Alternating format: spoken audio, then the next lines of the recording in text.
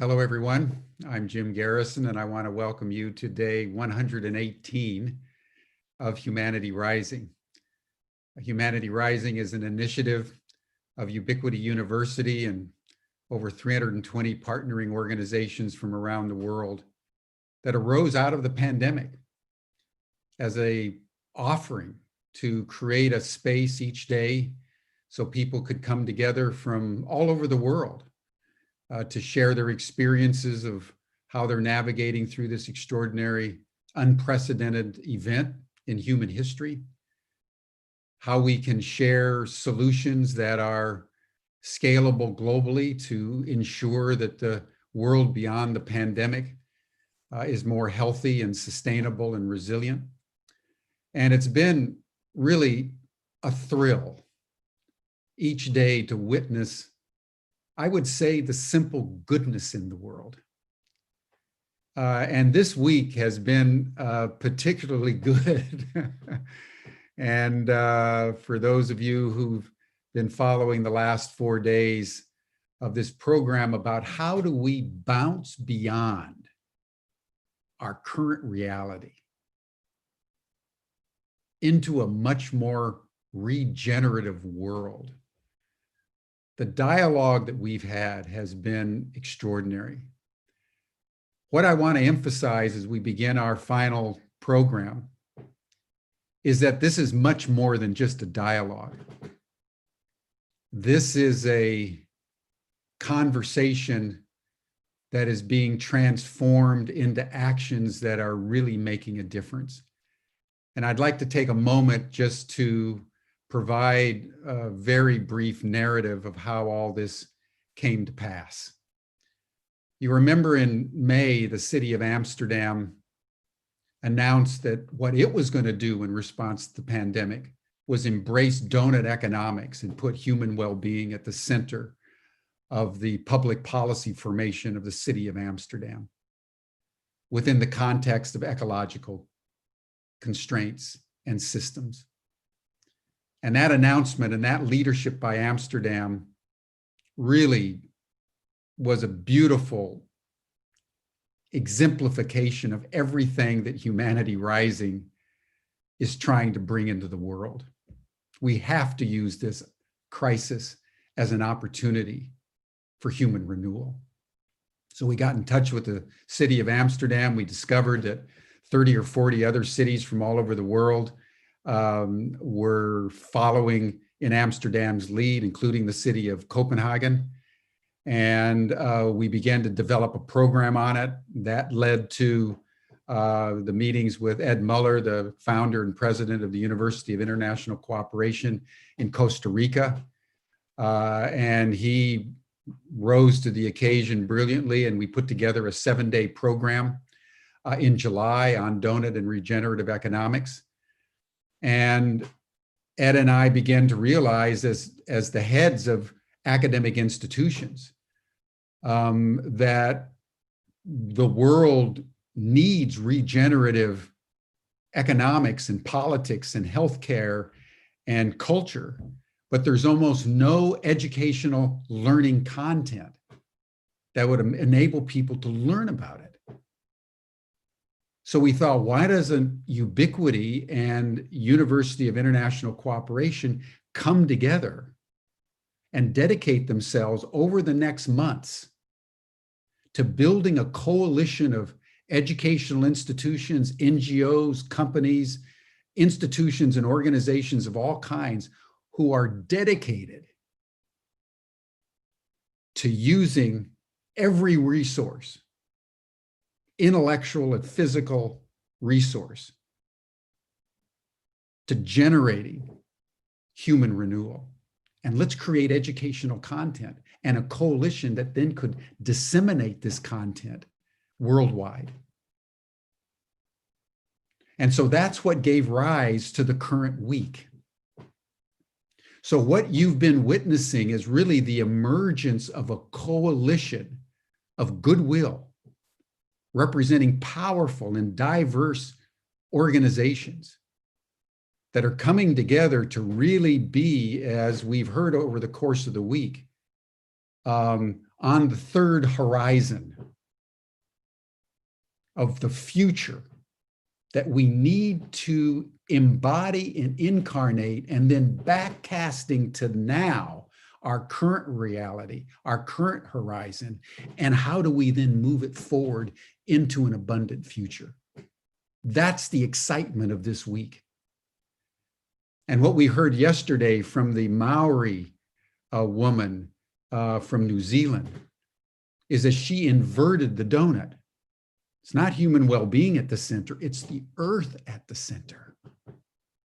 And we humans, like all life forms, are in the outer circle.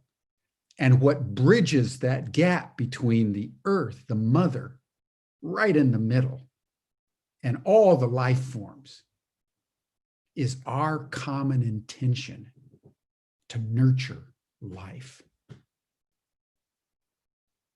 That's what we're here for. And at the depths of this crisis, of the pandemic, and the political malaise of our governments, people of goodwill, all of humanity needs to rise.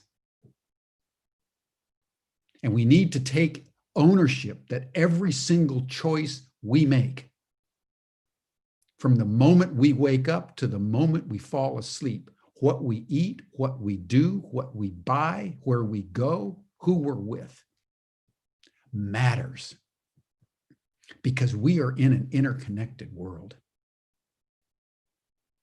And what is so profoundly exciting to me as we enter our 5th day of this program is I can feel the third horizon.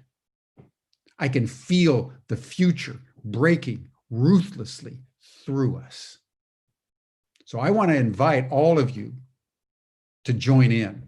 And so as we go in now into our final program, know that next year we'll be back, because that's one of the reasons why we designed Humanity Rising as an ongoing enterprise, so that we could establish relationships and deepen relationships and build coalitions, because ultimately we've got a world to save in a diminishing time frame.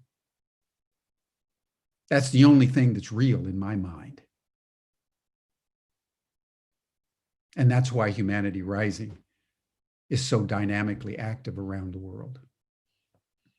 So thank you, everyone, for coming into our space today, all of you on our live streaming partner channels, the people on the Zoom call. And I now want to turn it over to somebody you've gotten to know over the last several days, Melina Angel, and she will commence our program. Thank you, everyone. Melina. Thank you, Jim. I'm really, I don't have too much to say because you already said it. That's exactly what we wanted. And the emergence of everything that happened yesterday, it was so magic, so magical. Like we all were in this momentum of being one and feeling with our bodies and our senses and our feelings what the Maori people brought to us, and connecting that and understanding that we are at this gate of the third horizon to bounce beyond to our evolution, which is the real thing that it is happening now. So thank you, Jim, for all this amazing way you put it, because you totally got it. You know, and I think that everyone got it. And what it is next is actually understand that we are kind of vibrating between these horizons. We are in this need of understanding, need to integrate all these experiences we are having this week. We are on this evolutionary step we are having It is happening, but it is not in 1 week. It is really, we need to bring all ourselves to that. So today we are going to understand how we are ready to learn and ask the right questions and know where to look for answers to bounce beyond, to really beyond the third horizon. And I am sure that all will find the promise to Mother Earth, to Mother Nature, and the engagement to our evolution, our ihunui. I love that. I love that because that's the center of everything, our engagement with Mother Nature. So today we are going to discuss more solutions on how to step forward, how we are going to do this collectively. And I will try to do that in my cell phone.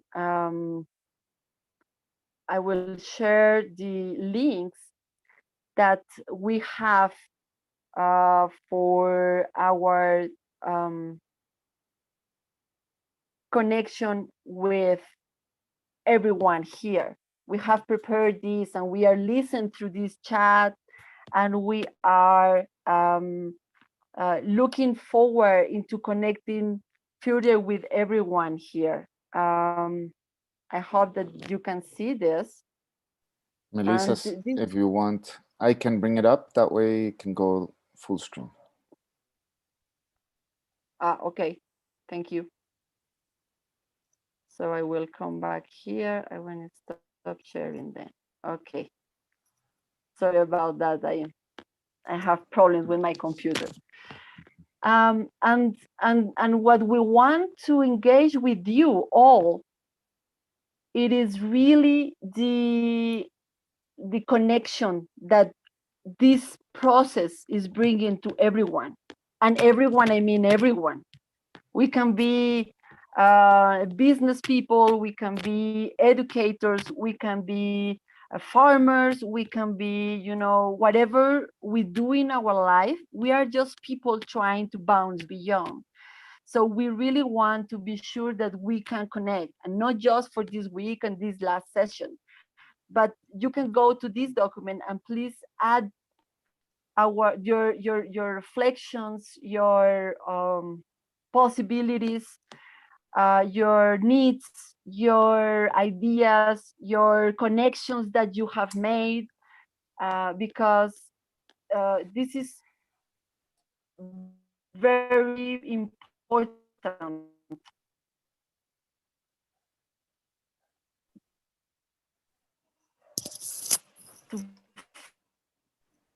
Meli, I think we're losing you.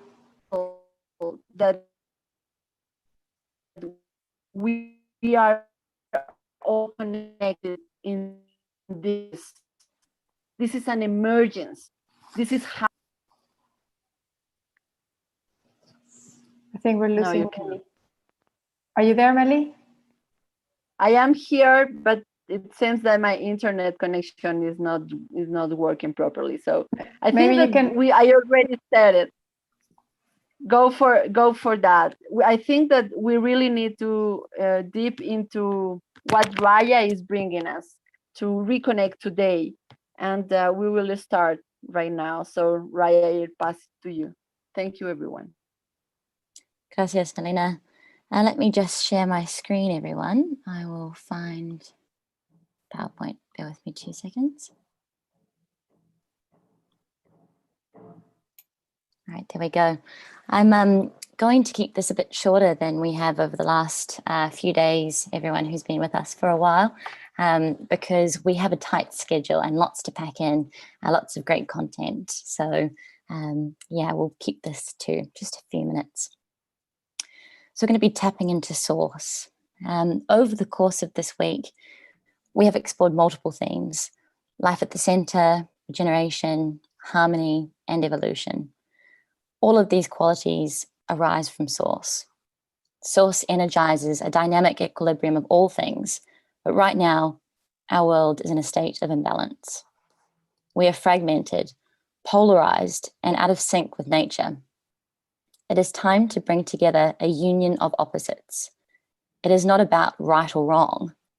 Instead, we must listen deeply to contributing perspectives or multiple viewpoints.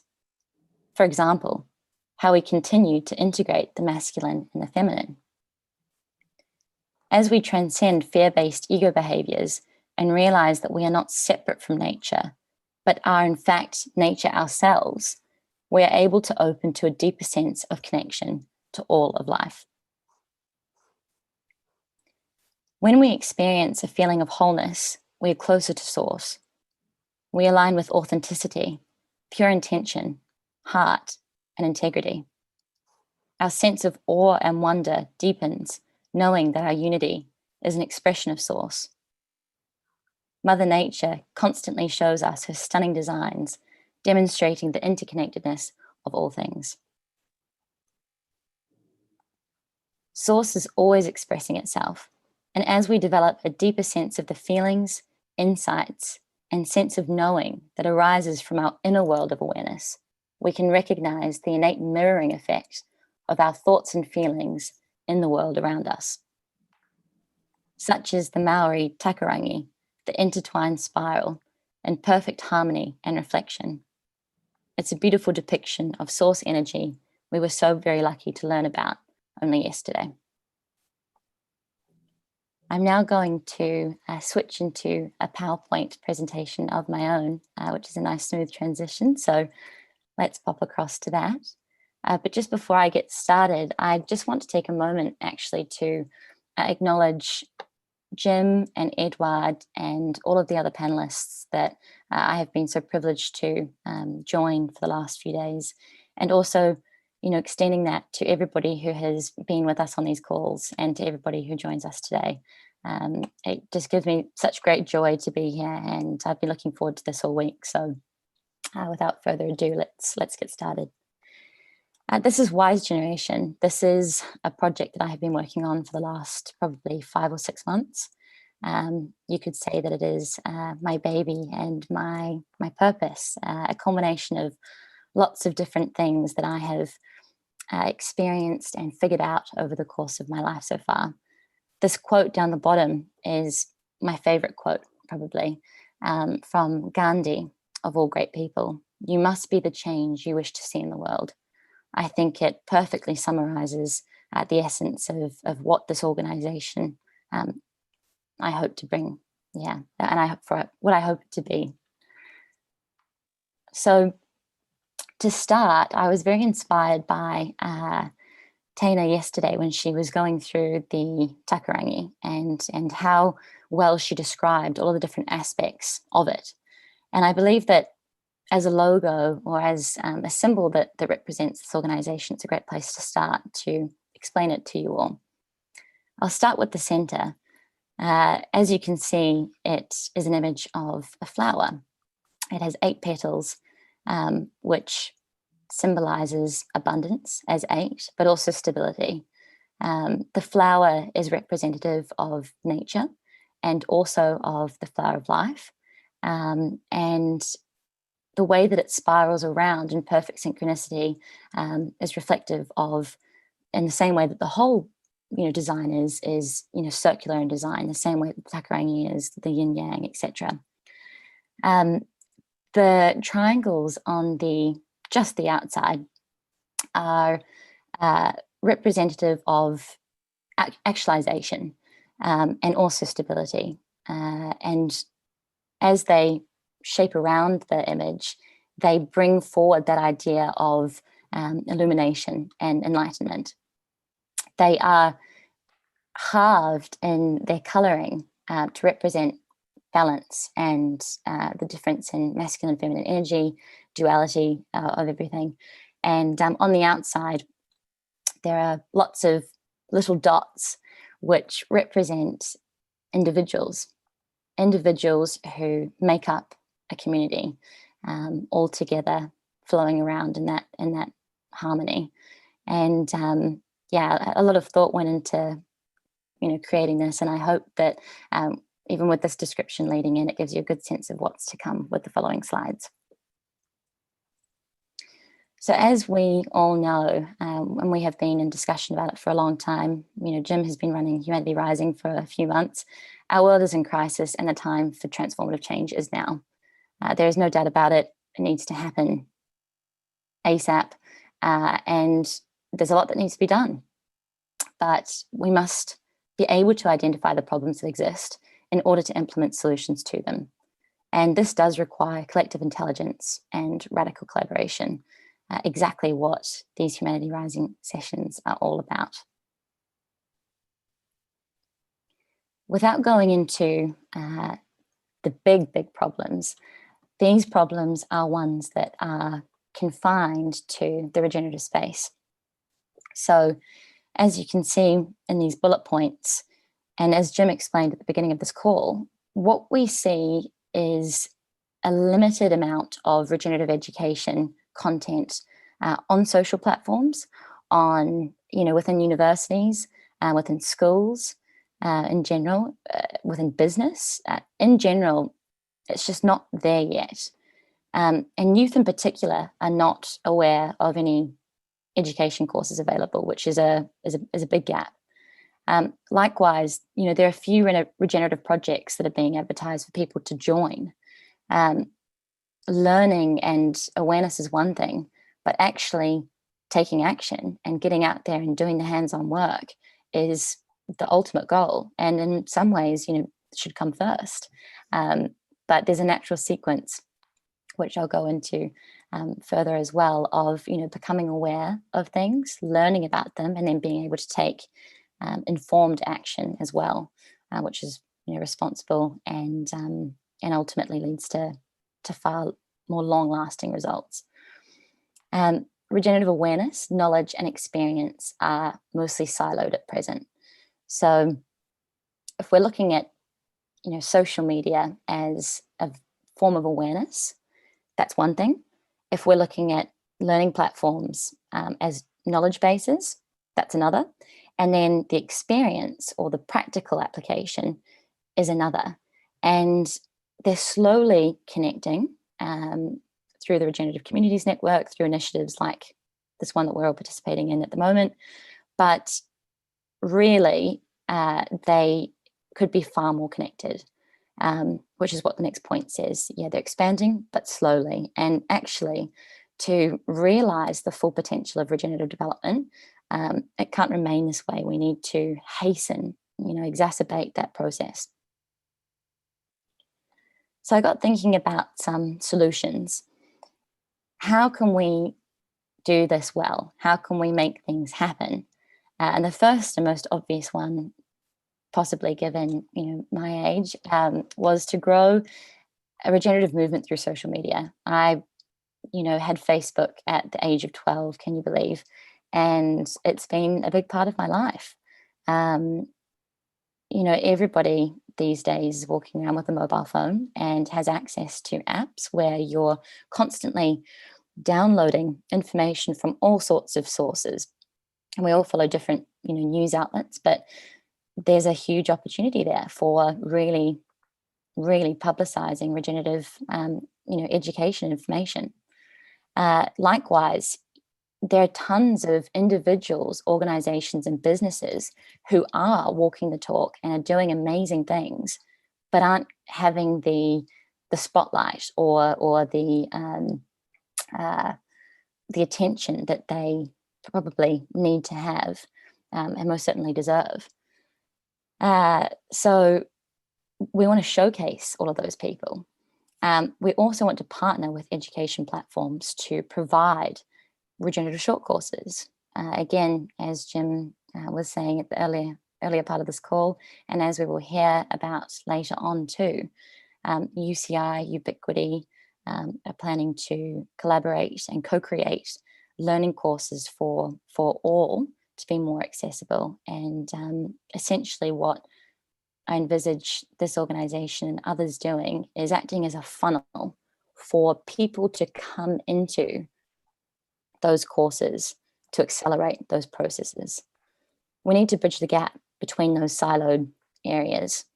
And if we can do that within organizations, that's even better, because you've got one group of people who you can just slot into the next. And I don't mean to sound super analytical, but I suppose sometimes I can get quite structured in the way that I think about things like that. We need to put more people on real-world projects. So as I just said about having all those things happening with one organization, you know, learning is one component. Let's get in touch with all these projects that are happening so that we can put people on them. Let's get a map up of New Zealand, of Costa Rica, of wherever, you know, we are, and say, this is a project that is happening. Let's get these people on here doing the work as soon as possible with, as we'll go into further, you know, real reason to, incentives or support for lifestyle, etc. Let's all collaborate, radical collaboration. Let's put our heads together, make it work. Let's form a global community. So Wise Generation is a global community of conscious leaders who are taking positive action beyond sustainability towards a regenerative future. Essentially, it's an online platform. We're sharing the regenerative narrative in whatever way that manifests, mostly through harnessing the power of social media. As I said, we're co-creating regenerative learning experiences, and there's a real focus and priority on placement on projects for frontline impact.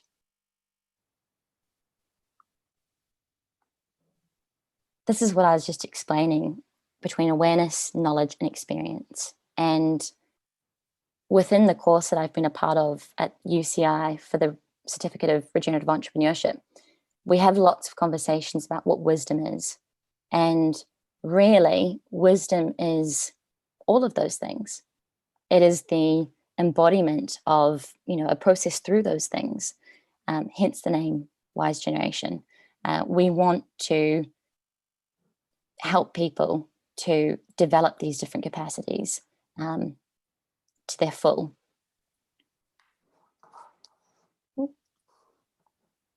So our current focus is on producing content for social platforms. That's the main goal at the moment, to build awareness. It's getting it out there. It's getting people informed at the first level so that from there, the next steps can take place, because you can't just dive into learning or to taking work if you obviously don't really know what it's all about. This can be achieved through beautiful storytelling. Storytelling has been, you know, the medium for generations. It used to be sitting around a campfire and passing on wisdom and knowledge to youth. Now it mostly happens through technology. Let's get beautiful audio-visual, you know, displays for everybody to consume, telling heartfelt, you know, passionate stories of the people who are doing all these amazing things.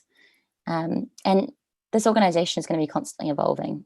This is what we're focusing on now, but there's a lot to come, and I'm excited for a lot of it. So yesterday we got cut off at the end of the last session because we were having a discussion around what education could look like, and the possibilities are endless, and it excites me so much.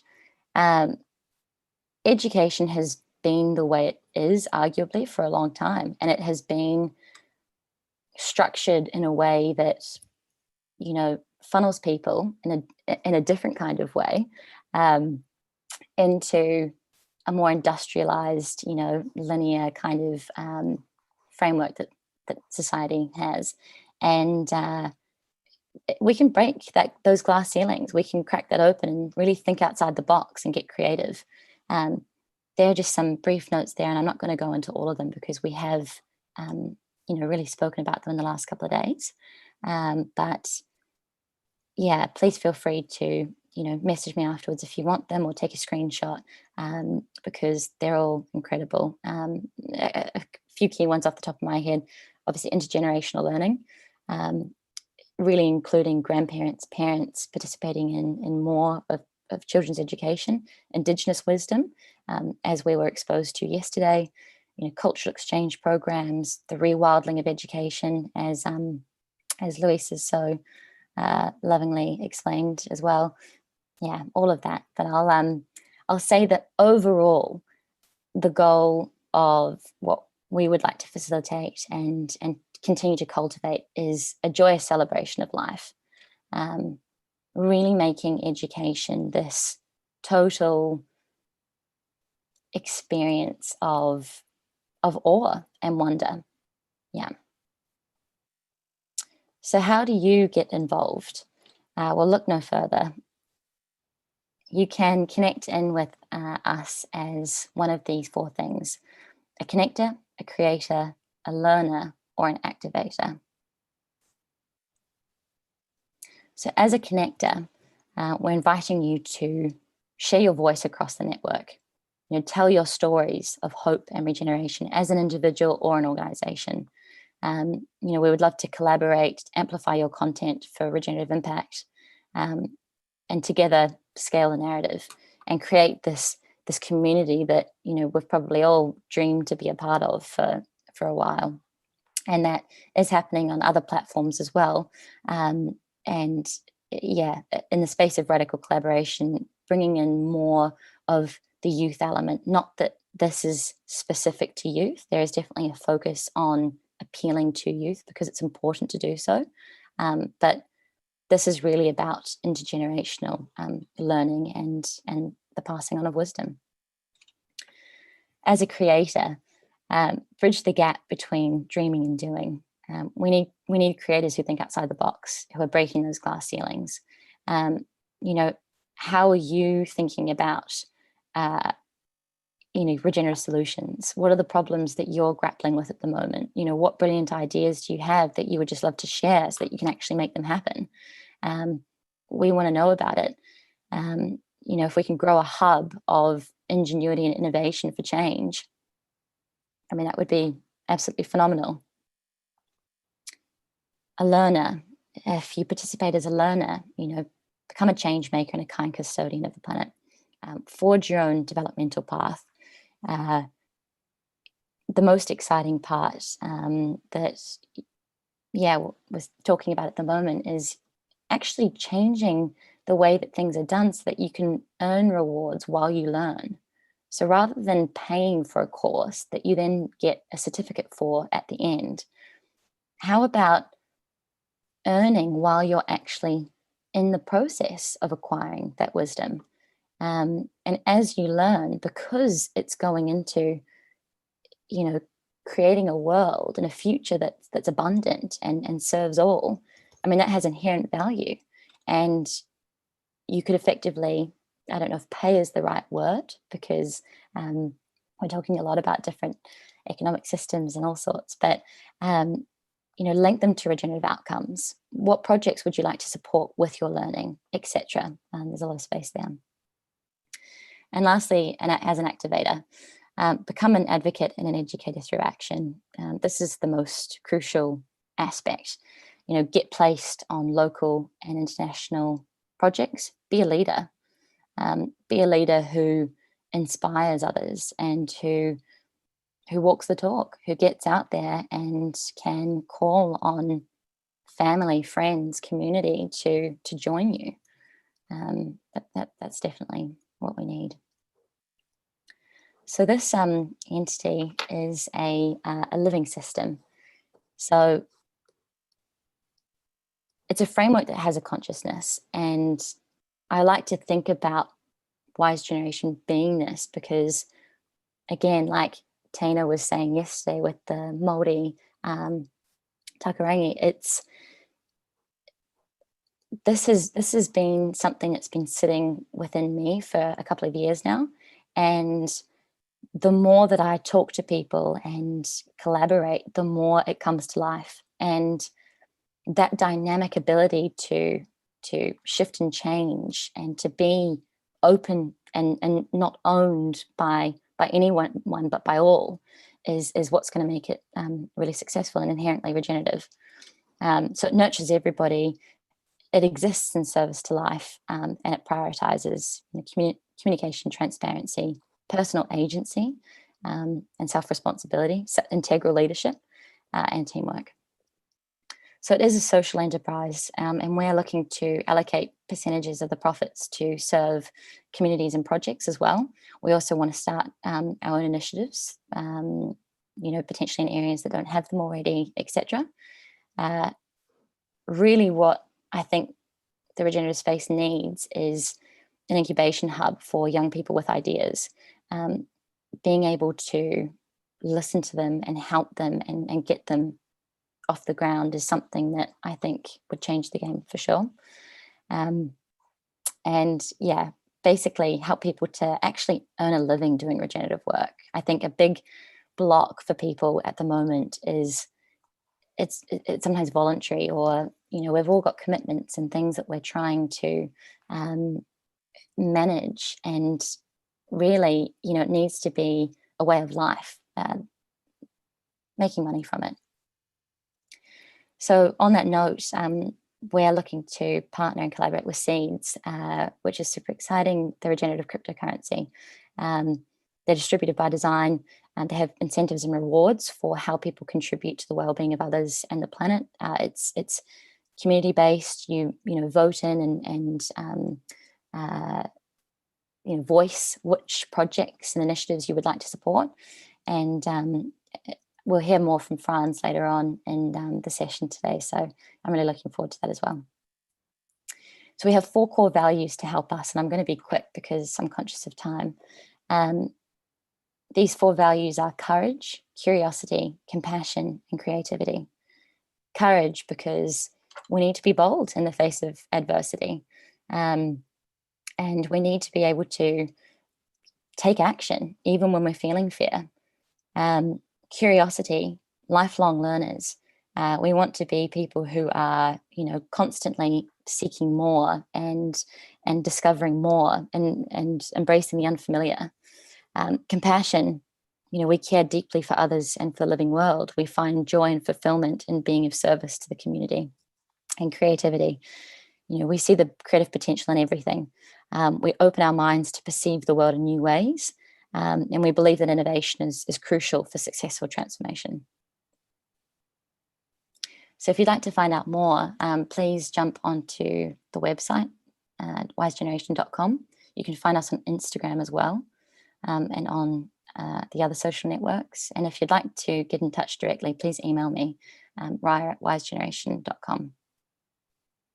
This is our slowly growing Instagram page. We post little infographics around regenerative knowledge at the moment, but I'm looking forward to growing it in other ways as well. Join us, jump onto the website as either a connector, a creator, a learner, or an activator. There are forms there where you can fill out details as well for where you come from and how you want to get involved. And if you're interested as well in exploring a full length canvas, we are definitely in start phase, and I'd be keen to have further chats if anybody out there would like to do that as well. So again, there's my email, and thank you so much for your time. I'll now pass it on to bear with me 2 seconds, Edward. My gosh. This is one of the surprises we had today.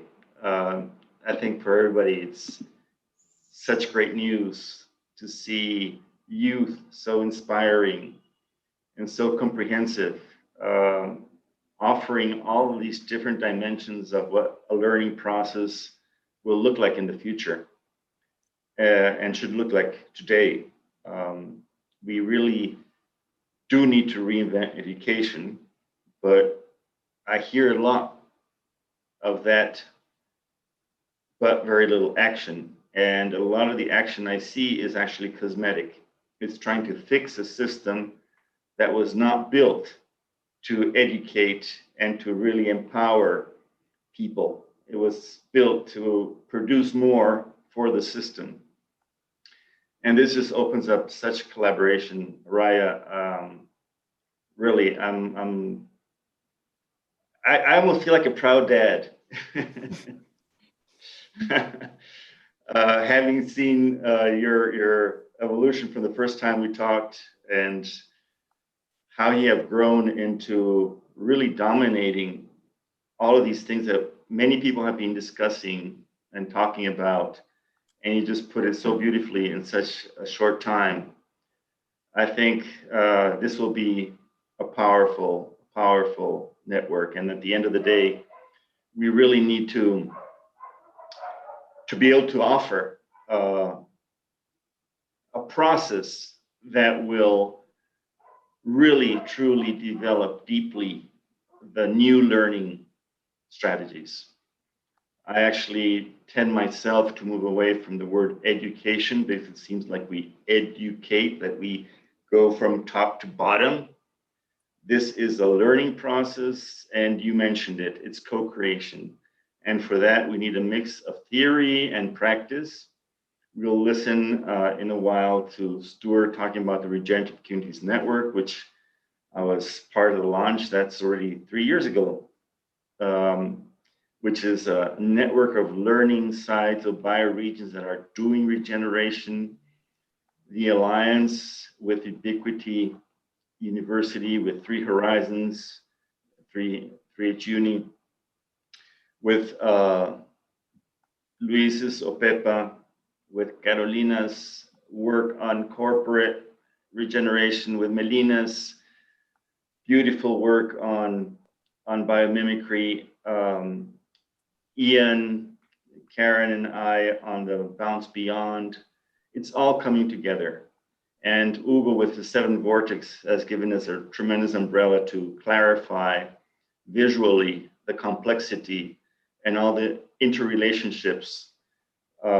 Because one of the main things I learned from indigenous knowledge is that they view a complex system by the interactions, whereas the Western science dissects the components literally to death and thinks that by understanding the components, they'll understand the system. And that does not work like that. So it's the interactions which matter. And that interactions, for us to be working on the interactions, we need to get a big sledgehammer and just throw down the walls between the faculties at the universities. Otherwise, it will never happen. So we're specialized in understanding the components, but we have no clue to understand the dynamics, the ever-changing and evolving dynamics of that spiral Tena mentioned yesterday, inwards and outwards, backwards and forwards. We need to go to cultural evolution to understand where we came from, but we really need to break loose of all the anchors of the ministries of education. I remember in an Earth Charter talk I was giving many years ago that I said we needed to really accelerate the learning process to be able to face the challenges that are coming onto us, because the educational system was anchored in history, trying to solve the past problems. And a good friend of mine, Kenton Miller, who already passed, he was one of my main mentors at the university when we opened up the protected area school. He said, Edward, if you ever want to be successful, and this was back in 1999, don't try to solve last century's problems that we will not solve. Focus on solving those problems that we don't know yet, that are coming. And those words resonate with me, and Kenton is still present with me. I can see his face as he told me these really wise words. So we really need to break away from these anchors. And at that Earth Charter program, somebody asked, I was trying to be diplomatic. I'm not very diplomatic usually, but I had the Minister of Education sitting on the front row. And somebody asked the triggering question, yeah, but how are you going to do it with the ministry? I said, I think if we'd close the Ministry of Education today, our educational system would bounce beyond, I didn't use those words, but would really move forward, getting rid of the anchors. And probably nobody would notice that we closed down the ministry. This minister, she just went, she lost her breath. She turned red. She was furious. And I was then, my wife said, how can you say that in front of the minister? Yeah, I'm not diplomatic. But this is what we need to break. we need to break through away from this system. We need to break away from trying to teach kids professions that are not necessary anymore. And I'm totally convinced, and it's been like that for the last 15, 20 years. In 5 or 10 years, we'll see 10 new professions being the mainstream occupation for many, many people. 9 of those don't exist yet. So we're focused on an educational system to solve old problems. And that's where we get people suggesting that we'll fight climate change with electric cars. It's not going to happen. That's why we still have so many people resisting, scientists resisting of really taking seriously the role of soil carbon and living soils to solve the climate issues. And they can be solved very quickly. We still have all these brilliant, well-known, globally recognized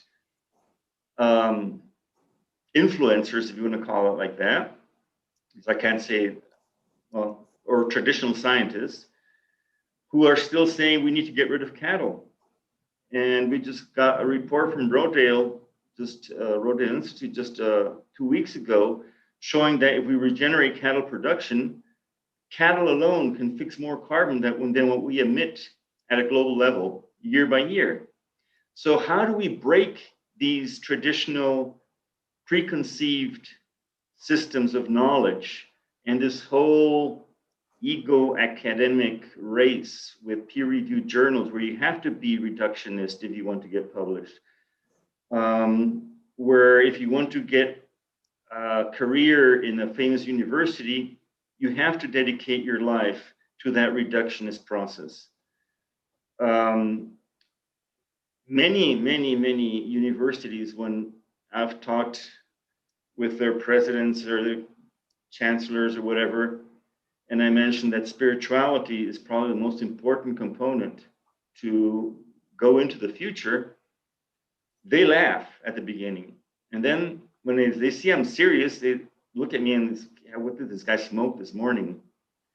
And then when they see I'm really serious, then they ask, how do you teach it? And I said, you can't teach it. Oh, okay. And then how do you evaluate it? And I said, there's no exam for spirituality. It's a process that has to be built in, and there is no course. They immediately think of adding another course, if it were that solution, another course to the curriculum. That's what we're here for this week, and that's what we're going to be doing over the next few months. And we hope, and I'll talk about this a bit later with Jim, to really offer the global community the learning ability to go and see platforms like Raya's beautiful example, Luis' work with nature, Stuart's work with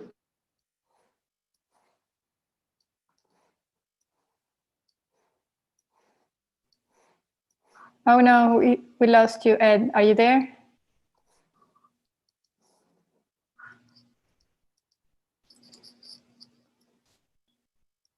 I think we lost him. Well, Edward, thank you. Edward, it's not here, so you could pick it up. I'll carry on the good work, Edward. Hopefully you'll rejoin us momentarily. Well, just beautiful, Raya. Wise Generation is such an inspiration. Edward's work with UCI, what Ubiquity University is trying to do, Bounce Beyond.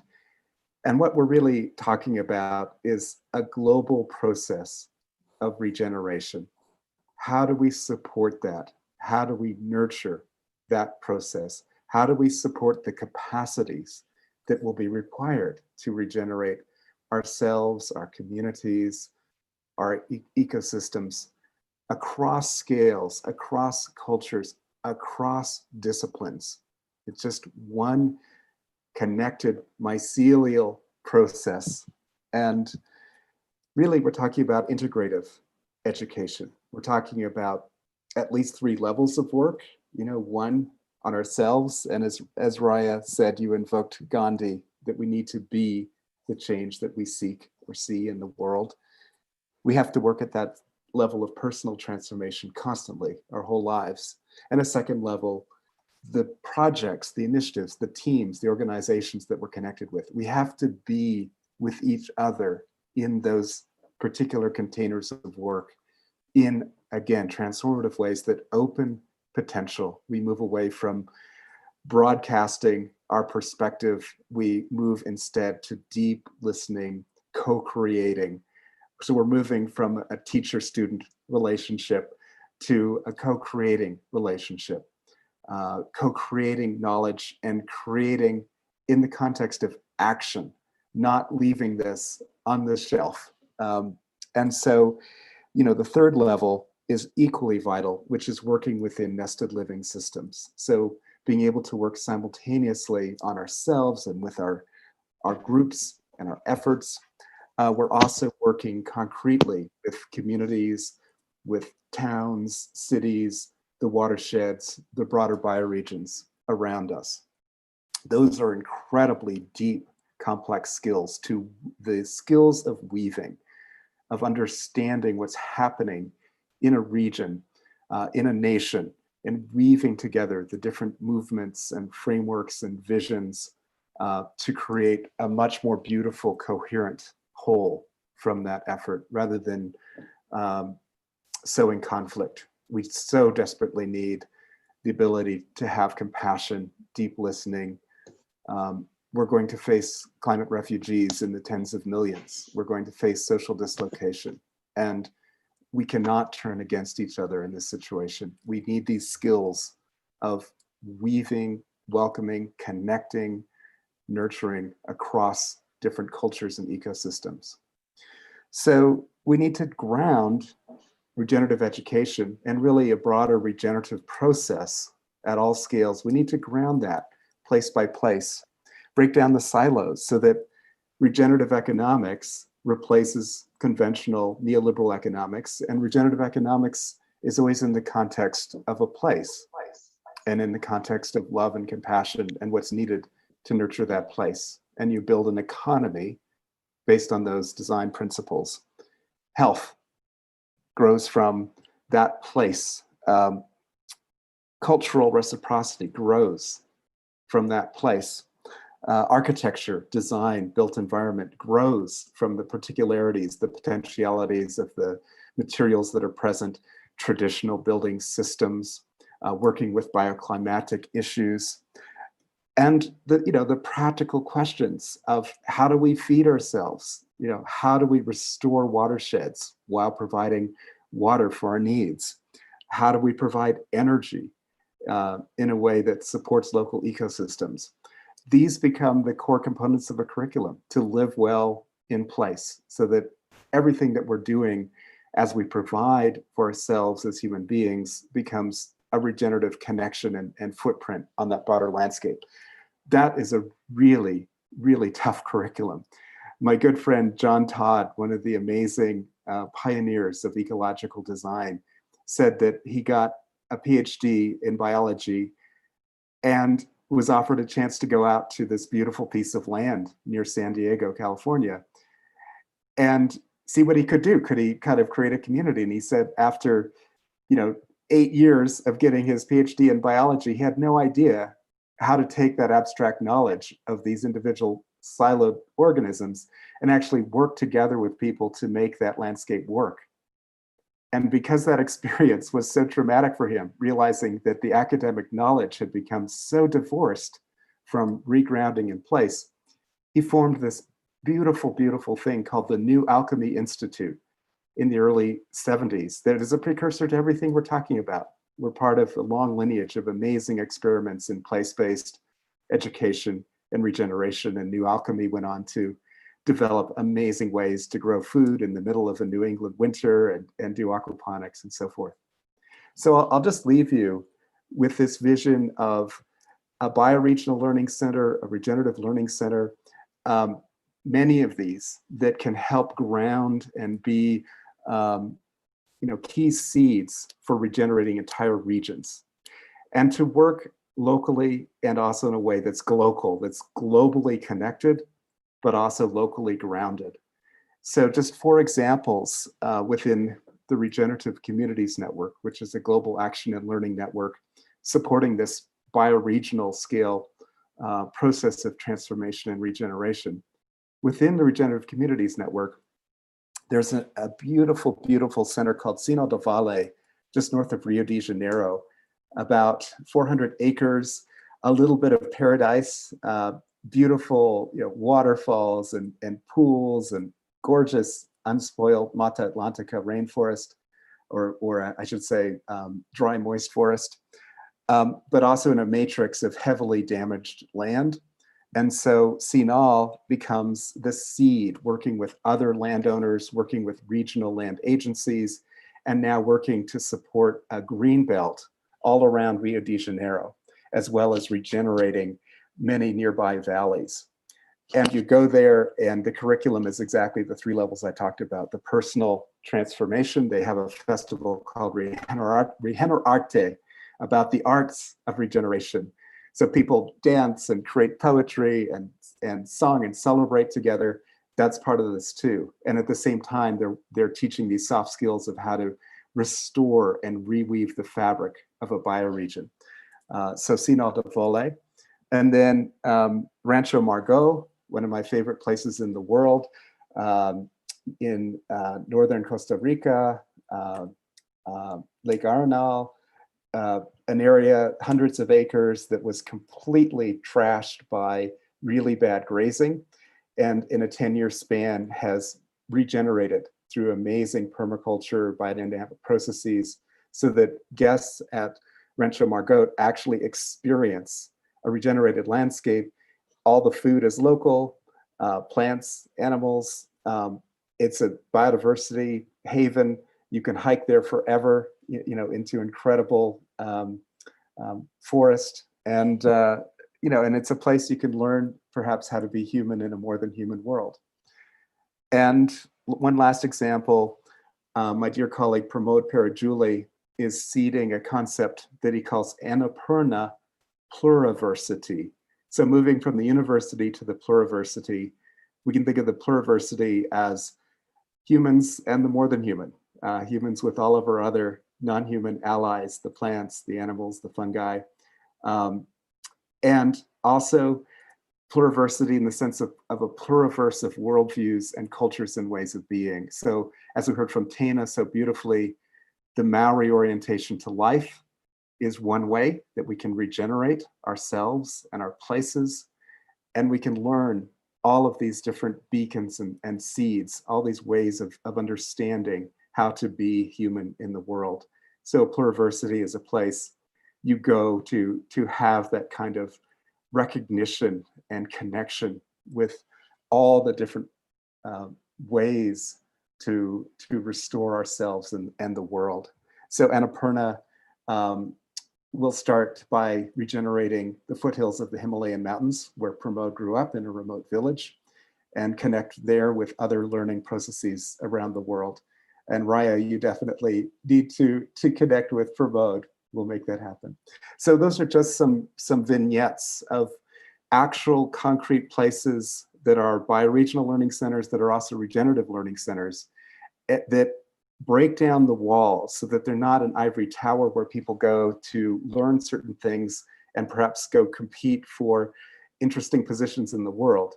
They're actually places you go to be permeable to the world and do the work of restoring places and being in convivial community with other places trying to do the same thing. And that's the work of our time. Those are the kinds of places that we need, rather than a handful of hierarchical universities broadcasting destructive, frankly, knowledge that has destroyed the world.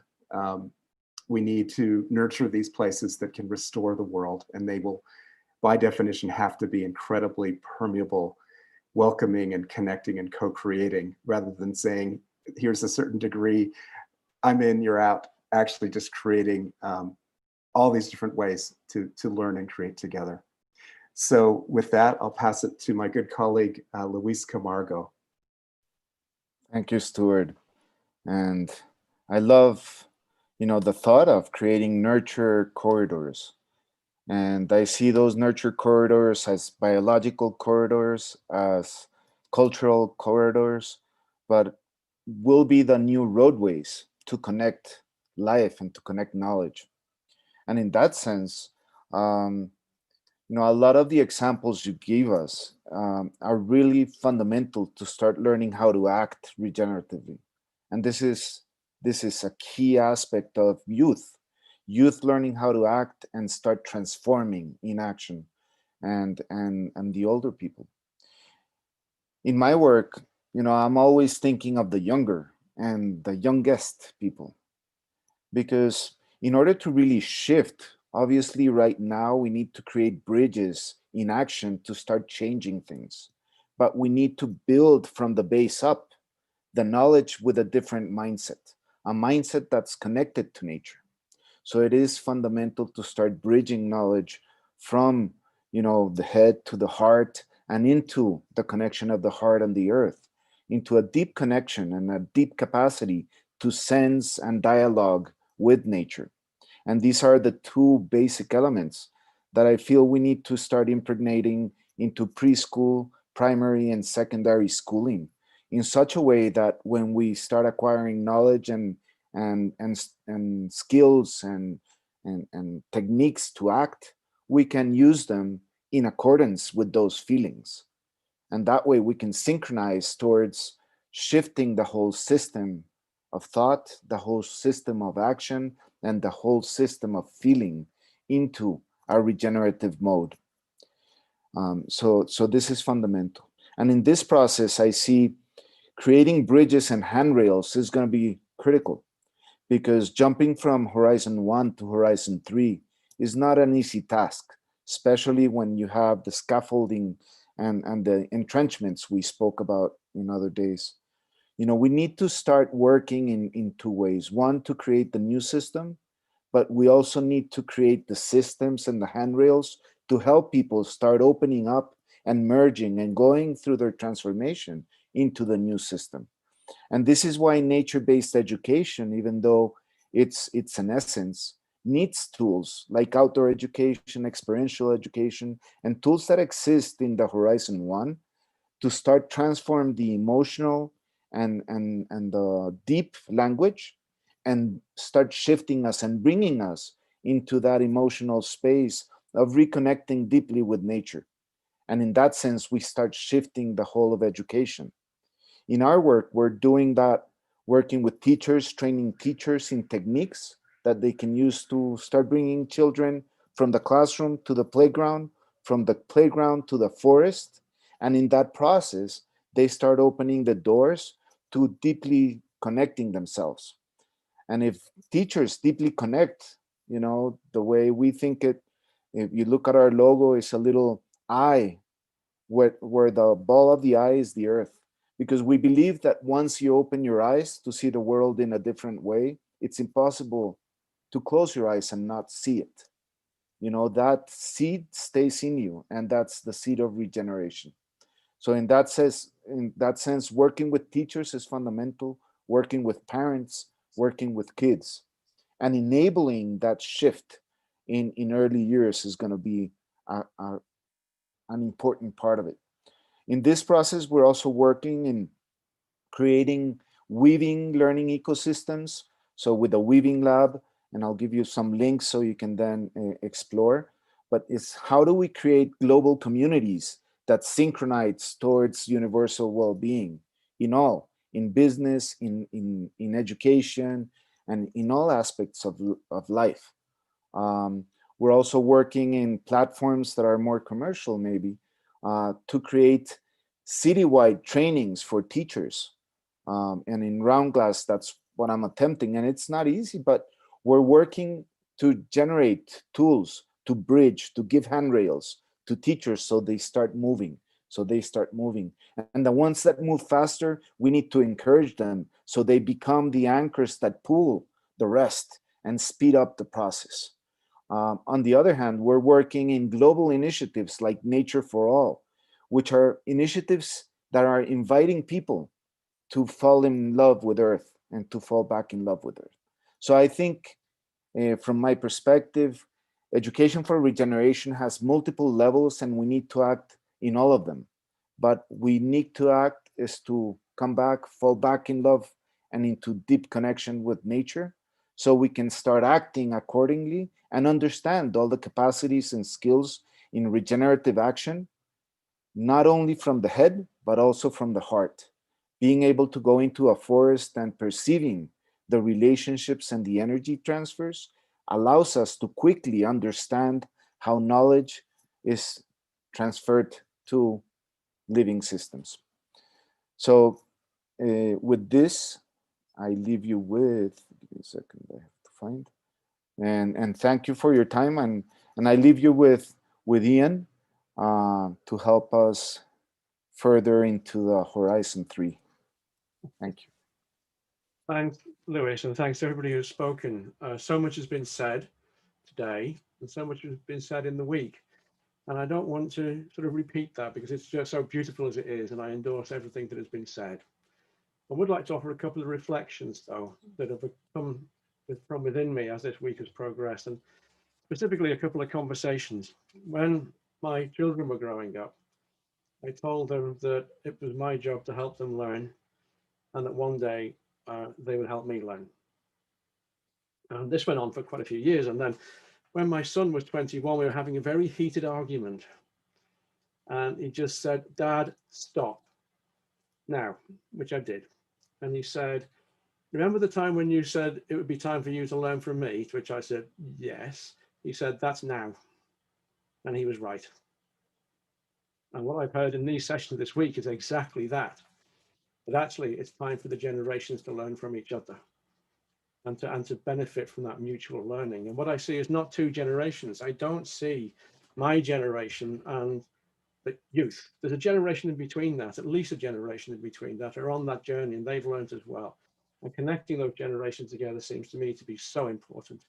And I've seen that in practice here this week. And that leads me on to these sort of dichotomies between, well, it's this or that. It isn't this or that. It's almost always a both and. And some of the both ands I've seen is between this week is between the feminine and the masculine. And when Taina certainly had me in tears yesterday, and as she was talking about Mother Earth and Father Sky, they come together. And again, it's not an either or situation, it's a both and. I remember a few years ago, I was talking with a lady from Hawaii. I didn't know much about Hawaiian culture, but she taught me an awful lot about the Hawaiian indigenous culture. Her name was Kuka Hakalau. I just like saying her name. I think it's a fantastic name, Kuka Hakalau. And she was also chair of the Hawaiian Board of Ethics.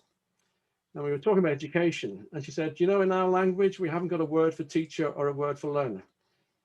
We just all learn together.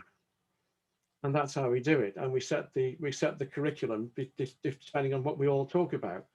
And just brilliant, okay? Not teacher, not learner, just learning together. And again, if you do the intergenerational learning and the masculine and the feminine, they come together. And then we've got the Western and the indigenous cultures. I come from a Western culture, guess what? You may not think it, but I do, okay? And I do, I'm very much, of course I'm embedded in that culture, it's where I come from. And we talk a lot about indigenous cultures, but we don't actually do very much to learn about them or to practice them. And I'm starting to see that happen. And bringing those two things together is really important too. And mixing the present and the future. I've done some more work this morning, reading this morning, on this notion of future consciousness, of sensing the future in the present. What I see Raya's work doing and Luis's work doing is actually helping to make that tangible. Also, there's the individual and the system and how those things fit together as well. So I'm seeing all those things, those supposed opposites dissolving away and actually learning together and mixing together to actually generate this future out of this messy situation in our second horizon. So that's really what all I really want to say. I think everything that's been said this week has been absolutely beautiful, and it has agency to it as well. I've also got a little bit of news, which is, remember I talked about that paper from the conference in Scotland on the 3 horizons of generating knowledge for transformation? Well, I've had the news that actually I can give you a URL to link to it now. So I'm going to put that in the chat box right now.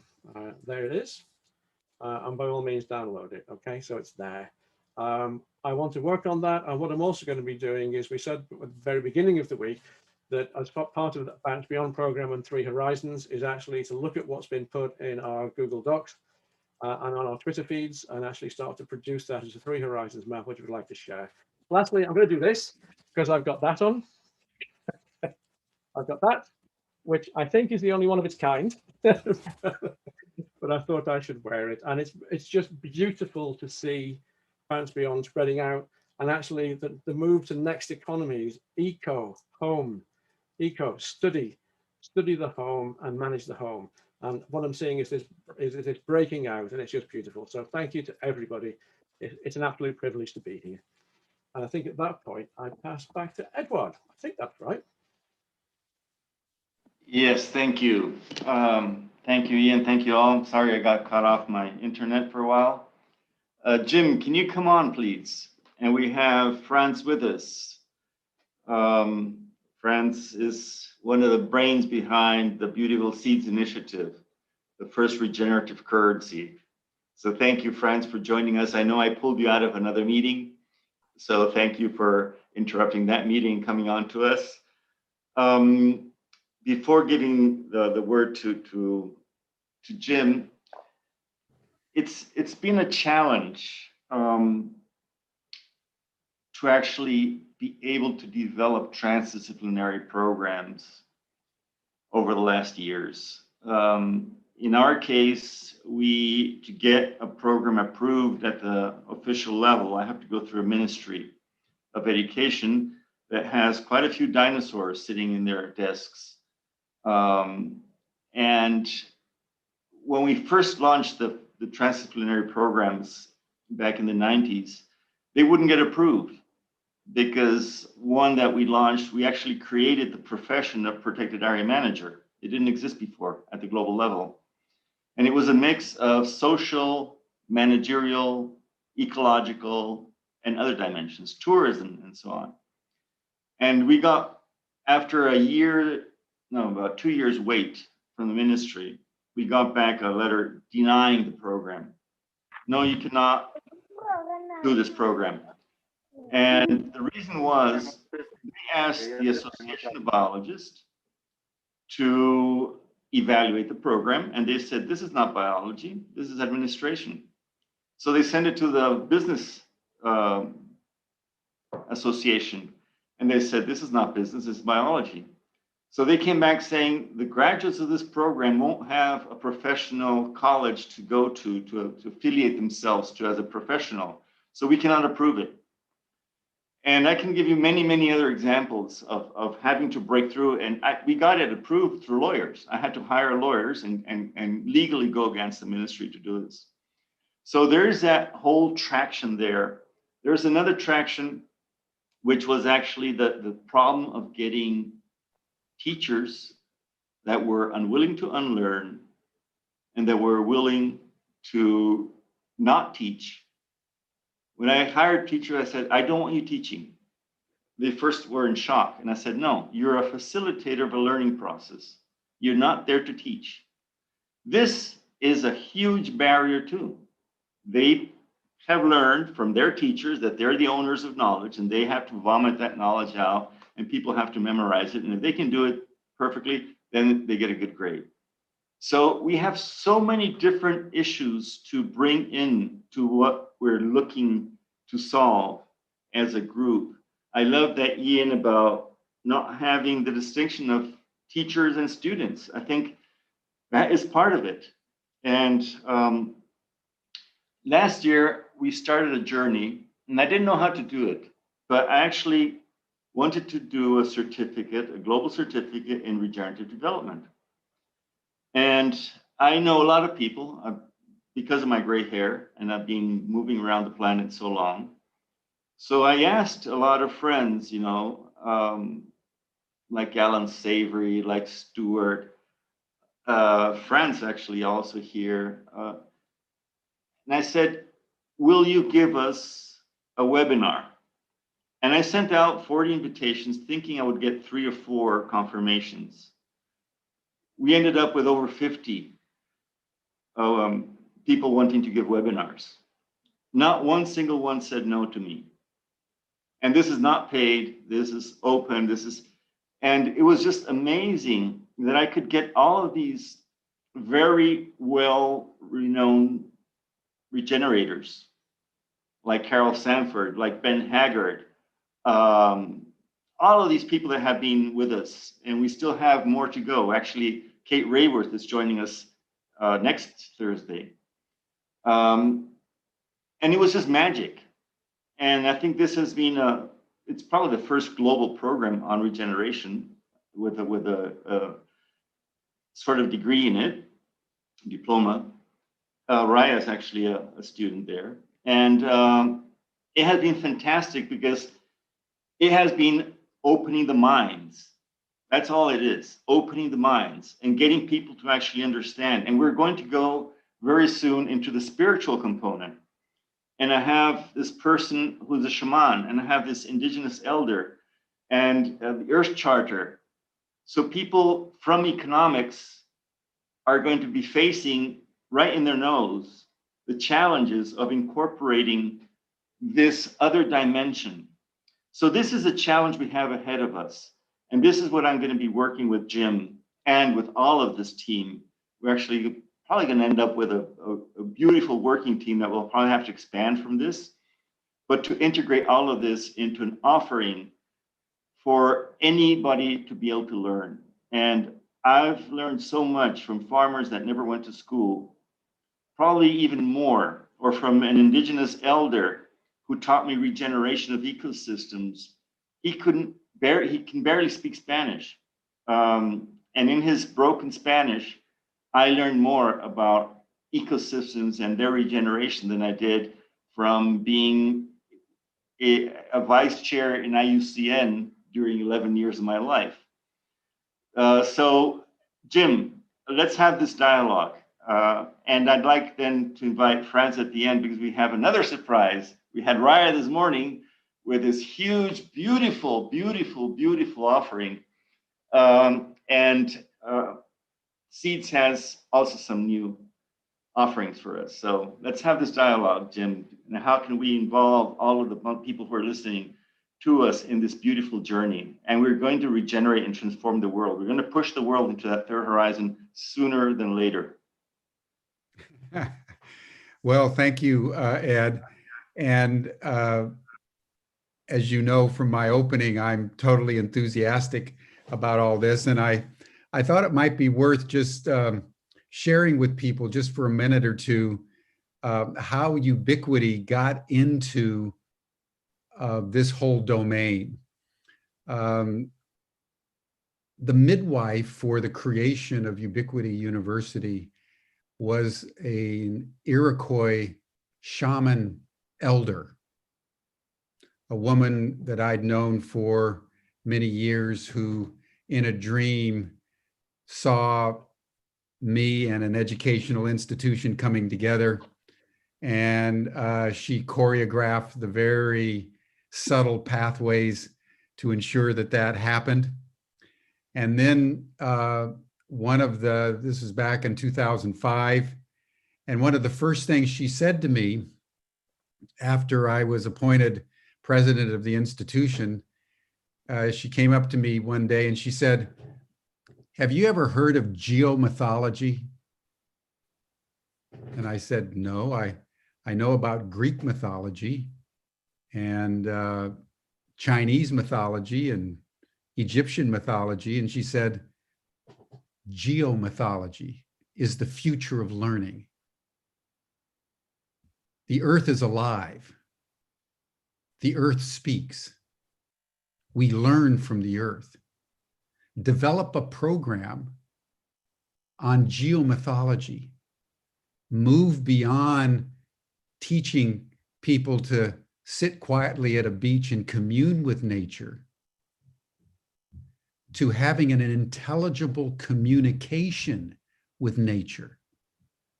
Because the human race is the only species on Earth that isn't in the conversation of the eco-field. We're the only ones who've lost track of the mythology emanating from the earth. And I can still remember the day we had that conversation because I had never thought that thought. And it kind of blew my world away when I realized, yeah, the earth is a living organism, and as an academic institution, let's embark on developing a whole program in interspecies communication. And we began to develop courses. For example, we would take a group of 30 of our graduate students to a place in Texas where there's this huge 100-ton granite rock that's been revered as a sacred site for something like 11, 12,000 years by the indigenous peoples of North America. And the exercise of the week was to, in the course of the week, move from communing with the rock to having an intelligible communication with the intelligence of the rock. And we don't have time to go into the detail, except to say that it was a transformative experience for the entire university as we began to sink more and more deeply into the reality of biomimicry. And we began then to sculpt our curriculum so that only those aspects of the curriculum that were in tune with earth processes and earth laws were retained as part of our curriculum. And that not only forced us to let go of what is, the majority of courses that you have to endure at conventional universities, it also created a vacuum, an opportunity to create courses and programs in alignment with earth consciousness, I would say. So it was within that context that we began to realize that it wasn't any longer about degrees. And this is an important aspect of Ubiquity and what we would like to bring to this whole conversation. It's about competencies. The biggest mega trend in the world of education today is away from diplomas. So even though we award BAs, MAs, PhD degrees, more and more corporations and institutions aren't nearly as interested in your degree as they are interested in what your competencies are. And why that is important to this conversation is as they're studying competencies now, they're realizing that 70 to 75% of all the competencies we learn are learned outside the classroom. They're not learned in the classroom at all. They're learned in life. And what that implies to what we're building is you can be on an organic farm. You can be, as Raya is doing, founding an organization on wisdom, and you're going to be learning the competencies you need to be a productive learner and a productive citizen in the world. So part of the challenge of this group and the future of learning as we seek regenerativity as the cornerstone of the new world is to embrace a whole new way of not only learning in earth-based systems, but assessing the competencies that emerge out of that. And then, and this is the key to academic credibility, you have to be able to assess it and credential it. And I can't go into detail right now, but Ubiquity has cracked that code. There are ways to qualify emotional intelligence, spiritual intelligence, artistic intelligence. So what we're really seeking to do here, everyone, is to reinvent learning at three fundamental levels. Number one, if it isn't in accordance and in alignment with the earth, it shouldn't be here. It shouldn't be taught to anyone. And number two has been said, it has to be holistic. Every sphere of life is interconnected. So every sphere of learning has to be trans and multidisciplinary. And number three, it has to lead to action in the world. Traditional universities just taught knowledge as if that's the only thing that they're supposed to do. No, we're in a crisis. We have to be learning knowledge, learning personal development so that we can act more effectively in the world. So everything I would hope that our program, as we develop it, will embody is a capacity to move into the world holistically in alignment with the earth. And if we can do that, my friends, I'm a very happy camper, and I think we all are. And the opportunity, as the entire world of education is now collapsing, is to reinvent a whole new system in the spirit of Buckminster Fuller, that in the end, it's not attacking or opposing what isn't working. It's creating something new in alignment with the future. And I think that's the golden opportunity in the midst of the pandemic crisis, that if we seize, we can be transformative globally in the ways we need to be in order to redeem the world for our children into the 7th generation. We're going to bounce beyond in education. Totally. Franz, please. Yes, yes, yes. I love everything that I'm hearing. It's such a powerful place to be. And absolutely, if not us, then who? If not now, then when? It's really such a privilege for me to share this space with such pioneer conscious creators who are leading the way by example for humanity to rise up. And really what an emergence it is. Thank you, Edward, and everybody else for the invitation. My name is Franz Josef Allmeyer, and I'm a co-creator at Haifa and Seeds.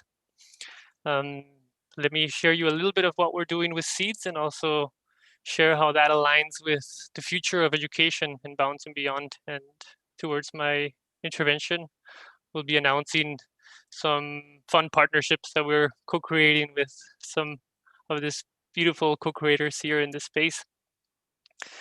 But let me share you a little bit, yeah.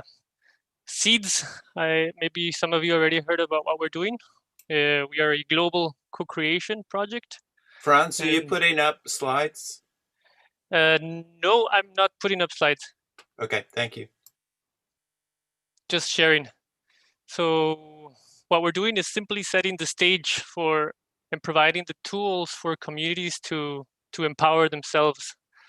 As you guys are well aware, our planetary and human condition is shaped by our financial systems.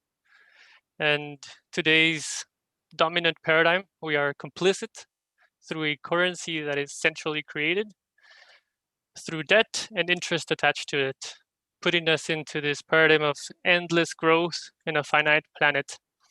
And in addition, this debt-based money is distributed through trickle-down economics, in which money trickles down, or in most cases doesn't, from the top of the pyramid to all levels of society. And of course, education is one of the victims in that, especially as education is seen from a lens of a worldview of induced scarcity. So interestingly enough, as we know, in the dominating education paradigms that result from this worldview of induced scarcity, which is shaped by our financial system, Economics 101, I remember studying finance and economics in health policy and at the London School of Economics back in the days. And the first lesson there is that humans are only seeking self-interest. That's how our economics are founded. In addition, things that we're taught at the foundation of economics is that scarcity is something that is part of nature. And in reality, both of these concepts are not only a myth, but an absolute deception.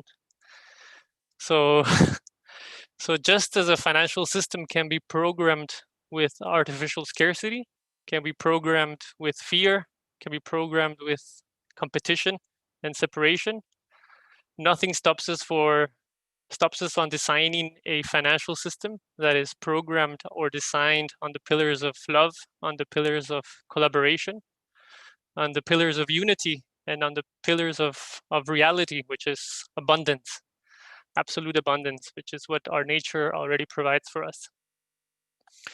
So what we have done with seeds, which is inspired by the mycelial networks that are able to sustain complex ecosystems, we're able to connect people and organizations in ways that regenerate and distribute value more effectively, benefiting the long-term well-being of the whole systems.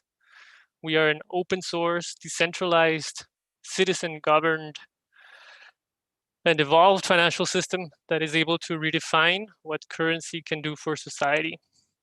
In other words, the creation of seeds, which are the currency of the seeds ecosystem, is created algorithmically through transparent protocols, which allows us to create as much currency as there is demand for exchange, which what it does is actually reverse the trend of inequality and concentration of power of today's dominant systems, which are what shape our educational paradigms, which I've been hearing you guys describe. So what we're here to do is essentially serve the global movements, serve the organizations like you and the businesses that are working to create a more just and connected regenerative society. We not only recognize and reward the contributions that you planetary healers are doing, but are also here to amplify our efforts. And our strategy here is to weave this plethora of initiatives, movements, new forms of enterprise, lifestyle experiments, which are all invisibly connected in a shared attempt to bring a more sustainable future. And by uniting this existing and emerging efforts, together we shape an impulse for genuine transformation.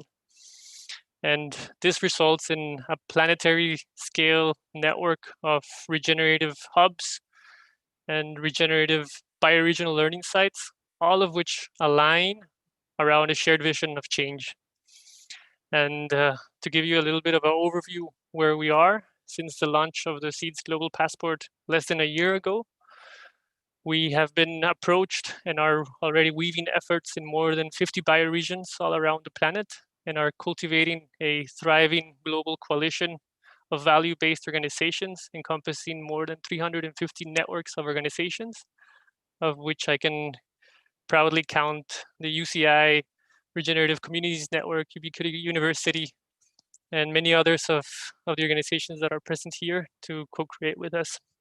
And what we are witnessing is a beautiful unfoldment of spontaneous self-organization all over the planet, where communities are taking these tools and weaving them together to form completely new things that we had not programmed. And as we continue to align and merge these efforts together, the more the value of our currency is growing. And therefore, the more value we can direct towards regenerating our planet and towards supporting all of these organizations that are dedicated to bringing us into a state of systemic integrity and away from planetary overshoot and collapse. And this allows us to provide value to all sorts of things, whether it is regenerative agriculture, regenerative tourism, reforestation, but of course, regenerative education and capacity building around that. So another way to position what we've done with seeds is essentially what we have is the first ever economy that allows applications or platforms or organizations and institutions to be able to gain revenue without charging fees, without advertising, without selling data or any of this extractive monetization strategies that have been dominating our paradigm. And what that means for transdisciplinary holistic education, which has been in this market failure of anthropocenic proportion, this becomes a game changer. And this is precisely why we're so proud to be joining forces with UCI, with Ubiquity University. And also Edward was mentioning that we're also including H3 University into the conglomerate to co-create new capacities and new pathways for effective education that are able to contribute to a thriving and regenerative planet. And our intention here is to promote a greater systemic well-being for a better future through transdisciplinary solutions that seek regeneration. Furthermore, I also wanted to speak on wise generation from Raya, which we had the chance to connect last week and explore avenues of collaborations. Here, we can also easily build incentives into these platforms and incentivize and reward people participating in this microeducation programs to essentially receive rewards for building that consciousness and be directly incentivized by the systems which we all share to transition into this new world. So what I want to announce in conjunction with Edward and people present here is the awarding of scholarships for the enrollment into this university's programs to be funded with seeds. And one of the things that we're planning to do in order to participate in this selection process, we're welcoming interested participants to present a conceptual outline for projects in a sort of one-page summary, which describes their vision for a holistic socioeconomic development of their community. And what we intend to do is then a committee from the universities will be able to evaluate presentations and choose those proposals that are most aligned. And what we're also additionally offering is that participants will have then the opportunity to continue their contributions towards all of this global planetary regenerative efforts and projects that are taking place through our alliance members in bioregions all across the globe. As right now, we're also working on a regenerative job portal that allows us to link all of this necessary practices and align them towards the seeds economy to be actually remunerated. So my invitation is that if you envision a more beautiful direction for the socioeconomic development of your community, feel free to align with seeds to co-create together. Thank you, Franz. Beautiful. We'll be posting starting next week on both Ubiquity, H3 Uni, sorry, and UCI on our webpage for the information on how to actually participate in these scholarships. And Raya will also build this in, and we're opening it up to OPEPA with Luis, and we're going to be really fostering investment through seeds in anybody who wants to participate in regeneration. So this is a global movement. Seeds is about funding regeneration. So let's go for it. I'll pass it on to Melina. Thank you, Franz. I know I pulled you out of the meeting. I'll let you go if you want to stay, but I know you have to finish your other meeting. Thank you. I'll join you guys until the end. So super happy to be here. Thank you, Edward. Yeah. Thank you, Franz. We are also happy to have you here in Colombia and to link all the bioregions we are already regenerating into this movement. So I'm really grateful to have this opportunity for everyone here to have scholarships for the programs we are proposing and the learning processes we are into. I think that like this kind of closing this session is quite a challenge. And what I want to notice to all of us is that we have been having an amazing balance between male and female energies. And this has been a very conscious facilitation design that we did with all the panelists. And we, as the women of the panel, we have been creating and thinking about how we can really be together and cooperate together in order to bring the feminine intelligence and hold the masculine intelligence within it, and to understand and to make this process of a learning experience. And, you know, not just like a one way speaker from an expert perspective, but really trying to round the learning experience and bring in more of the magic that we all have to integrate. And I think that it has been so wonderful. And I want to thank all of the panelists and all the process we have been doing, and especially the feminine panelists and the masculine panelists as well. I think that we achieved an integration in a deep respect and in a deep contribution to the process itself. We have been experiencing and bouncing beyond so much, and I feel just grateful with all of us and we all the participants and the chat, and we really this is emerging because this is real life, and putting together all these initiatives and all these perspectives on, you know, like creating for the future and into a third horizon. It has been amazing for us and for all the attendants as well. So I want to call also Carolina and Raya to this conversation. So Carolina, if you want to join me and bring us a little bit of your perspective on how we have been, I will. Of course, Meli. I think if there's someone to thank, Meli, it would be you.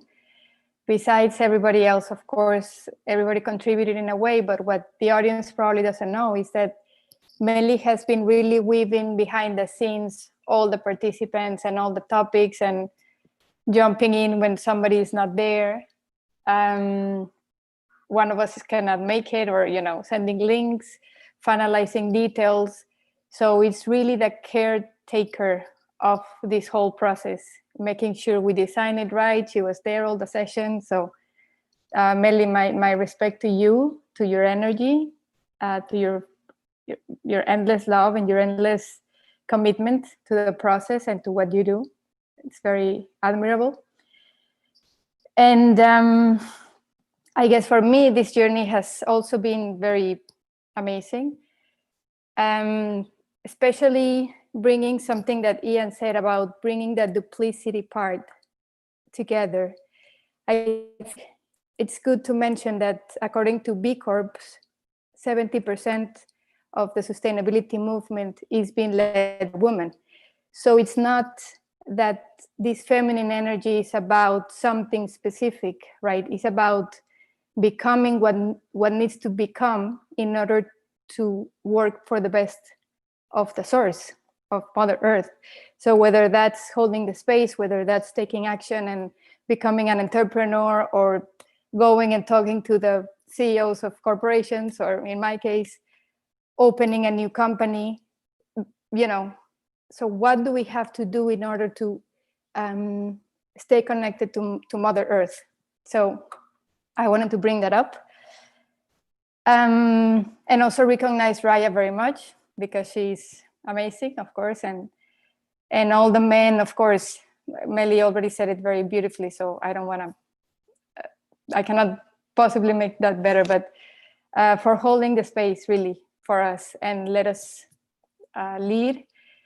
And I think that the message came across. I think we were able to manage changing schedules and things like that, and some things we were not able to bring them as much as we would have liked to, especially the business part, for example, or the fact that many of us are already being the change, right? And there are so many others that we could bring to this space and say they too need support, they too need the spotlight, because there are so many beautiful things going on already.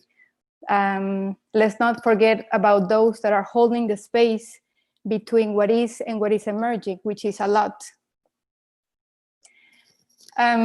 So before I pass it on to Raya, Karen left a beautiful text for us to read. And I hope to make justice to her voice. So here it goes. My thoughts on source. All sentient beings are birthed into the world through the mother. For human, this is a woman's body.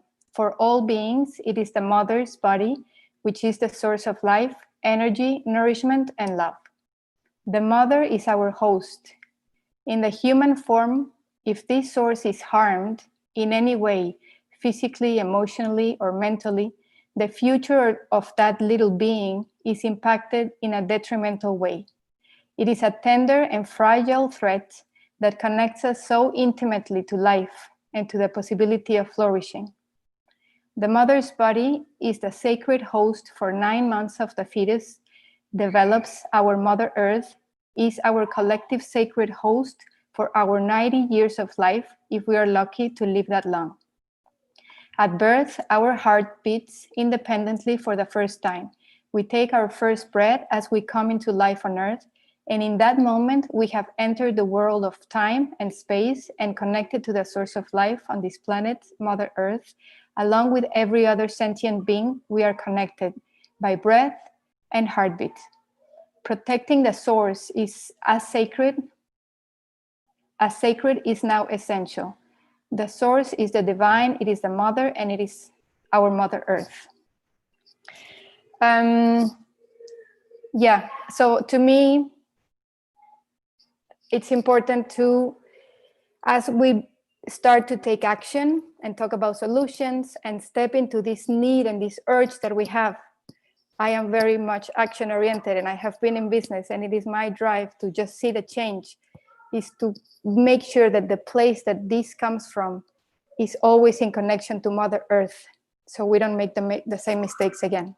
So priority number 1, connection to source. Priority number 2, action, but that doesn't mean that action is not there. Yeah, Raya, do you want to jump in? Gracias, Carolina. I don't often find myself lost for words, but I think it's my turn at the moment just to to be a little bit lost for them. I think I've said it already a few times throughout these sessions, but I am just so grateful for all of you, masculine, feminine, integrated, not.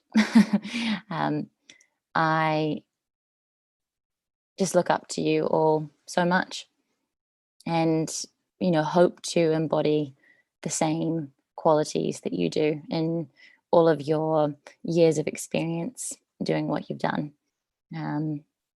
Yeah, and I think just touching on the feminine briefly, I think sometimes potentially there can be a tendency to assume that as a woman, as a young woman or a mother or a young girl, that you're automatically connected into the feminine, and it's not necessarily the case. And I've really noticed even over the last week, this contrast between the mind and the heart, and how at times with the way that individually each of you has hosted different sessions and how people have contributed, and I suppose how I have come ready to receive, I've been able to feel it more too. And it is powerful, and it's not something that it's not something that can be thought about. You just have to sink into it and feel it. And if that comes from sitting in nature, or from spending time with, elders who are wise, or youth that are wise, or in whatever way it comes to you, it's something to be conscious of for sure. Thank you for everybody as well for attending. I've been reading through the chat, and I appreciate all of your presence as well. So thank you, everybody. Thank you, Raya. Hugo, up to you. Quickly, because we have about 10 minutes to go only, and Jim has to close at the end. Okay, so do I have 5 minutes? Yeah. Perfect. Yes, Jim? It's fine. Sure. Okay. We got time. Let's go. Cool. So I just put on the chat something, and this is the first part that I want to share, because this is something that I did with my family in 2013. And it seems like something very unique. And I did it drawing with the kids. And those all the topics that we're talking about, like resilient technology, living systems, energy flows. And that was from nature. And intercultural, interspecies communication, interdisciplinary knowledge, interdependence. And today it came to my mind, and this is my artistic side that I have embedded, I think, since I was born. And I shared just this vision that we painted link in the chat. So said that I will go especially to the vortex of today. And I saw ourselves as a life weavers. And I'm using this FF because also when I was there, I thought about that we needed to fast forward. So I keep using this on my artistic side for reminding me that I need to read it in a slightly different way, because it is about evolution. It is not just about life, but this life that we want to embed, I think, to represent, to live. So the shape became very kind of organic, but I tried to do something different so I could inspire others to do it beautiful things along the way. So it got like this. Today we live in a world of business, market, punishment, cost, currencies, but we have this great opportunity of building between currencies, co-creation, and to really bounce beyond. Right now, bounce beyond seems like it is really global and it's a planetary level, but we cannot forget that it's also about being local and living our own bioregion. In the middle of this, we have regeneration, which is, for me, it is very well represented by what Raya explained to us. So it is about feeling the future. So how does this future look like? And this is where I got attached into my art piece, because it seems like interspecies connection, it's interspecies communication, sense development, multi-generational design, doing these critical connections that we're building here. They could be really part of the answer that we're looking for, but we need to put our antennas to try to really get this kind of information. Otherwise, it's gonna be really tough if we want to see things with the same lenses. So on one side, we have this vibration, and vibration comes, I think, more from the spirit. So we have to be authentic. We have to talk from the heart. We have to talk with passion. And of course, a great intention behind. But also, we have to realize that now we live in a digital world, and we need to integrate that and to make it part of our awareness, knowledge, but also to inform some of our experiences. So it seems that collective evolution, it is kind of the center of this work that we have to do as a species. It is the very first time that we have so many generations living at the same time. And it is the first time that we can see ourselves as a global species that actually needs to occupy an ecological niche to add value to the planet. But what I took from this journey today, it was specifically evolution focused on solutions giving rewards. And we are all together in this learning journey, so we can create regenerative outcomes. And of course, in Haifa, in ecosystems, in neural networks, it's about energy. Energy, also materials, movement, but it is really a different way to see the things. So if I can just put some extra lines here, you can explore it. You can just go into 7 Vortex and see what this curation looks like. And it is here, I think. Here, Life Weavers. So please feel free to do it. And thanks, Jim, Ubiquity University, UCN also for giving us all these spaces for expression. I think we really need it. And I feel really encouraged for regenerating the earth from my own business. And I hope you have all been encouraged as well and enhanced and nurtured from our collective intention to give you the best from us so we can bounce beyond afterwards. Thank you. Thank you, Hugo. That was fabulous. And you all have the links for every day. And we're going to be building this whole vortex system and using it to keep on developing this initiative. And by early next year, you'll have lots of different places to go learn about regeneration at all levels and in all sorts of menus with lots of practice. So be aware, keep in touch with us, and over to you, Jim. Thank you for leaving this open space for us. This has been hugely beneficial to all of us. This has been a true learning journey. Thank you, Jim. Well, thank you. Thank you all. And just while I'm thinking about it, Hugo, your artistic creativity is kind of astonishing. The way you capture the conversation in these series of geometric circles and connectivities. I just want to salute you for your mastery of that particular domain. It's quite impressive. And then Raya,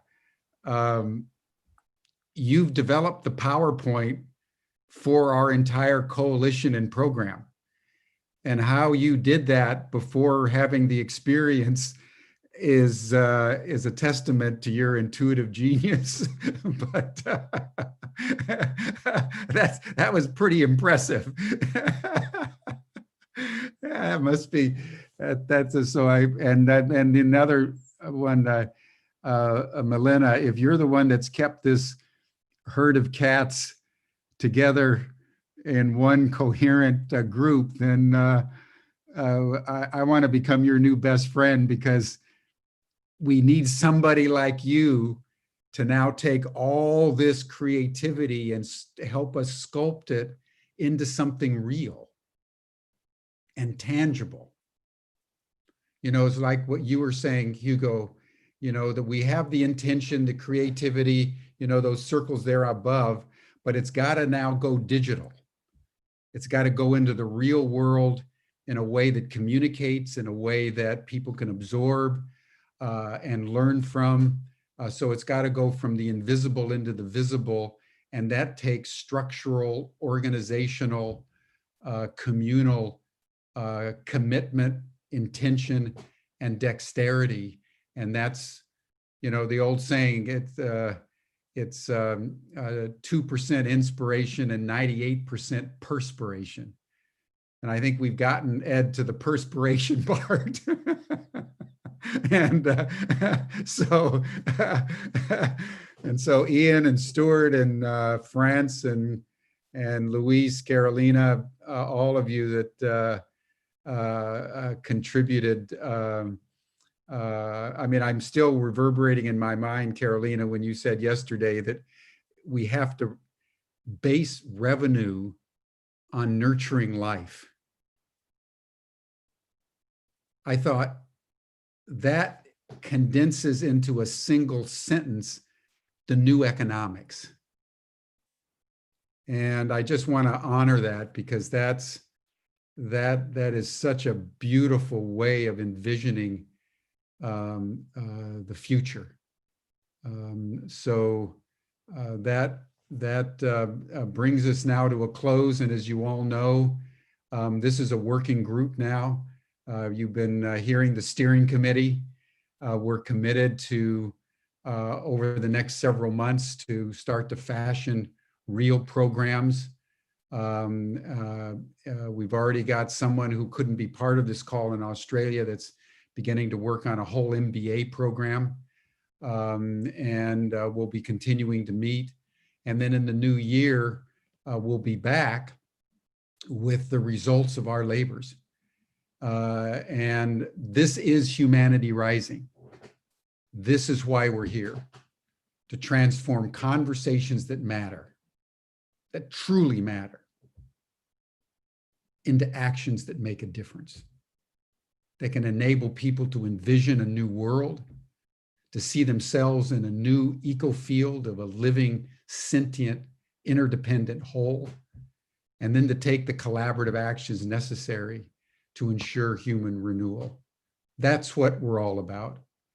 And so again, any of you that want to join this, if you're educators, if you represent institutions, we want to now build a growing coalition of groups, corporations, NGOs, academic institutions, organizations of all kinds that are dedicated to bouncing beyond to create a regenerative world. That's the bottom line. That's the bottom line. So thank you, everyone. I love you all dearly. You've inspired me beyond. My buttons have been popping all week. I'm going to have to go out and get new shirts. So thank you. Much love. And we'll see you again on Monday for an exploration into the frontiers of impact investing. Thank we you all. Need to be resourced. Thank you. Bye, everyone. Thank you, Have everyone. a good weekend. Bye. See you again on Monday. Thank you. Thank you, You everyone. can get into the Thank chat. you. If you can get into the after session chat, if you can put that up, somebody, it would be great for as many people who can join the after session today. So there you go. There's the link in the chat if you can all make it. We go there? Good. Yeah. Okay, everyone. Bye for now. See you.